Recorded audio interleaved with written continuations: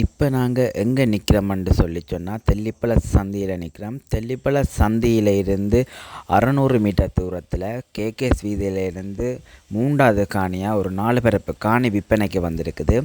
அது சம்மந்தமாக தான் நாங்கள் இந்த வீடியோவில் பார்க்க போகிறோம். இந்த காணியிலேருந்து தெல்லிப்பள ஹாஸ்பிட்டலை பார்த்தீங்கன்னு சொல்லி சொன்னால் ஒரு 1.5 கிலோமீட்டரில் இருக்குது.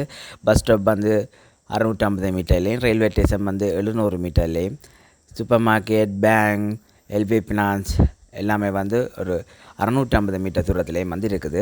பெட்ரோல் சைட்டை பார்த்தீங்கன்னு சொன்னால் பெட்ரோல் சைட் வந்து சரியாக ஒரு 500 மீட்டர் தூரத்துலேயும், சந்தை வந்து ஒரு 550 மீட்டர் தூரத்துலேயும், திணைக்களம் வந்து ஒரு 50 மீட்டர் தூரத்துலேயும் வந்து இருக்குது.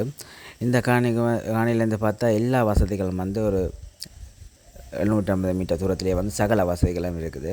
நாங்கள் இப்போ இந்த திணைக்களத்தை பார்க்க போகிறோம். திணைக்களத்துக்கு அடுத்த வர்ற லேனுக்கெல்லாம் வந்து இந்த காணி இருக்குது.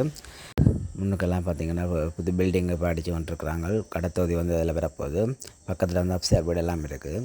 இந்த லேனுக்கு ரங்கின உடனே ஒரு 50 மீட்டரும் இல்லை, ரோட்லேருந்து பார்த்தா ஒரு 3வது காணியாக ஒரு முடக்கு திரும்பினோடனே இந்த காணி இருக்குது.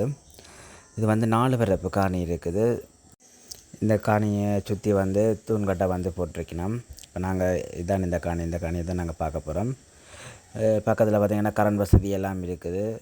வடக்கு வாசல் வீடு கட்டுறாக்களுக்கு இந்த லேண்ட் வந்து ஒரு சூட்டபுளாக இருக்கும். மற்ற பிஸ்னஸ் தேவைக்கும் வந்து நீங்கள் பில்டிங்கோ அடிக்கிறதுக்கும் இது ஓகே இருக்குமே சொன்னால் ரோட்லேருந்து வந்து பார்த்தா இது 50 மீட்டரில் இருக்கின்றபடியே இந்த காணியை அதுக்கும் பயன்படுத்தி கொள்ளலாம். இந்த காணிக்கு வந்து ஓனர் சொல்கிற விலையை பார்த்தீங்கன்னா பரப்பு வந்து 40 லட்சம் சொல்லினோம். இந்த லேண்ட் சம்மந்தமான மேலதிக நீங்கள் தகவலை பெறணும்னு சொன்னால் டிஸ்பிளே தெரிகிற இந்த நம்பருக்கு தொடர்பு கொள்வது மூலமாக நீங்கள் மேலதிக தகவலை பெற்றுக்கொள்ளலாம்.